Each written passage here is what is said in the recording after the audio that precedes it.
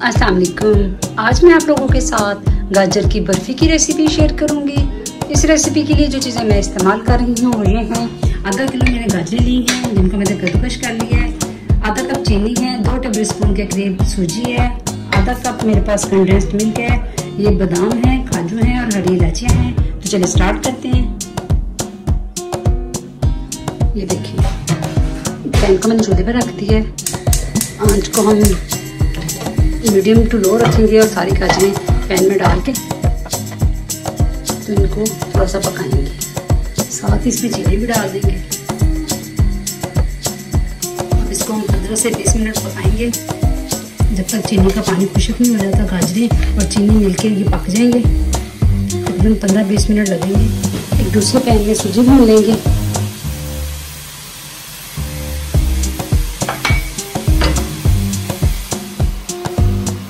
सूजी भून गई है, अब इसको साइड पर कर देंगे।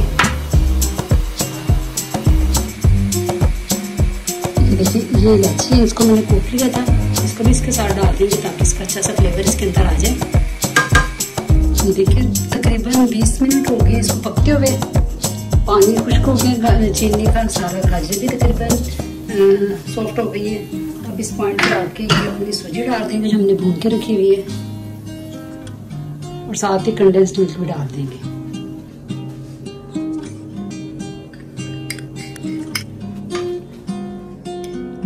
और ये देखिए इन दोनों को मैंने मिक्स कर दिया। अब इसको तकरीबन और 10 मिनट पकाएंगे ताकि सूजी अच्छे से अंदर जज्ब हो जाए। कंडेंस्ड मिल्क और सूजी गाजरों के साथ मिलके अच्छा सा फ्लेवर आ जाए।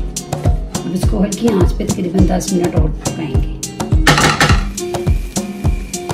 ये देखिए ये तकरीबन तैयार है। इसको मैंने और 10 से 12 मिनट मज़ीद पकाया था। और ये देखिए मेरे पास थोड़ा सा कोकोनट का बुरादा है, इसको मैं इसमें डाल दूँगी। इससे इसका फ्लेवर बहुत अच्छा हो जाता है।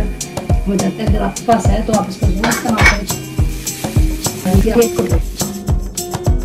ये देखिए मैंने प्लेट है सीधी सी, इसके ऊपर थोड़ी सी देसी घी से इसको ब्रश कर लूँगी। आप बटर से भी कर सकते हैं। अब ये अपना सारा बटर से डाल दें। गरम डालेंगे ताकि ठंडा होने पे ये सेट हो जाए।